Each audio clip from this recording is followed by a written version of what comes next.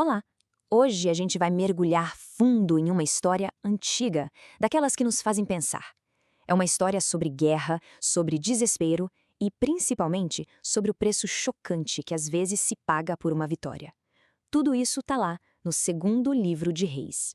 E essa história toda já começa nos jogando uma pergunta bem na cara, sabe? Uma pergunta que vai ecoar em cada passo do que vem a seguir e que fica martelando na nossa cabeça. Então, vamos lá. O ponto de partida é uma baita crise política.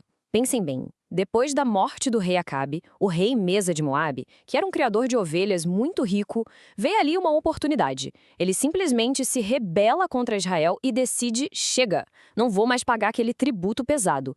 E olha, não era pouca coisa não, eram 100.000 cordeiros e além de mais 100.000 carneiros. Imagina só o tamanho do problema. Para responder essa afronta, o que acontece? Uma aliança militar poderosíssima é formada. O rei Jorão de Israel não vai sozinho nessa.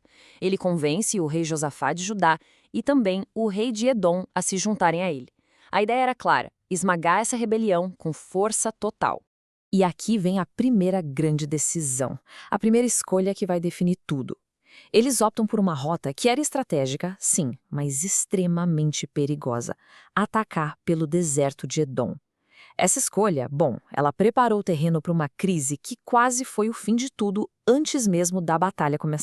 E agora vamos ver as consequências dessa decisão. O plano, que parecia bom no papel, deu terrivelmente errado na prática. Depois de 7 longos dias marchando debaixo daquele sol escaldante, o exército gigantesco está completamente ilhado. Não tem uma gota de água. Eles estão encarando a morte, e não pela espada do inimigo, mas pela sede. O rei Jeorão entra em pânico total. Ele olha para aquela situação e acredita que é uma armadilha divina, que Deus os entregou. Mas o rei Josafá, ele tem uma reação bem diferente. Em vez de se desesperar, ele faz uma escolha: buscar ajuda espiritual. Ele pergunta se não há por ali um profeta do Senhor que eles possam consultar. E não é que um oficial real conhece alguém, um homem chamado Eliseu. Ele era conhecido por ter servido ao grande profeta Elias. Naquele momento, ele se torna a última esperança para aqueles 3 reis e seus exércitos. A tensão no encontro é quase palpável, né? Eliseu olha para o rei de Israel, Jorão, e se recusa a ajudar, mandando ele procurar os profetas falsos que a família dele adorava. Mas, por respeito ao rei Josafá de Judá, ele concorda em intervir. Isso mostra uma distinção moral gigantesca entre os líderes ali presentes. Com a atenção de todos voltada para ele, Eliseu faz algo curioso. Ele pede que um arpista comece a tocar. E sob a inspiração da música, ele entrega uma profecia de Deus que é, ao mesmo tempo, uma promessa incrível e uma ordem bem estranha. A profecia vem em etapas e é fascinante. Primeiro, um ato de fé pura. Cavem um monte de valas aqui neste vale seco. Depois, a promessa milagrosa: não vai ter sinal de chuva nem vento, mas isso aqui vai encher de água. E como se não bastasse, ele completa: a vitória total sobre Moabe estava garantida. E não é que acontece. Exatamente como o profeta disse. Na manhã seguinte, na hora do sacrifício matinal, a água começa a brotar, vindo da direção de Edom, e inunda o vale. Os exércitos, os animais, todos são salvos de uma morte certa. Um verdadeiro milagre. Mas esse milagre tinha um segundo efeito. Um efeito que ninguém previu e que iria virar o jogo de uma maneira totalmente inesperada. A salvação de um exército se tornaria a armadilha para o outro. É tudo uma questão de perspectiva. Os moabitas, olhando o vale de longe ao amanhecer, cometem um erro fatal. O reflexo do sol na água parecia sangue. Eles imediatamente pensaram, eles brigaram entre si, se mataram. A vitória é nossa. E correram para saquear o acampamento. Esse erro de julgamento leva a uma derrota esmagadora. Os moabitas avançam sem nenhuma organização, esperando pegar os restos, e dão de cara com o exército inteiro, revigorado e pronto para lutar. O resultado, um massacre.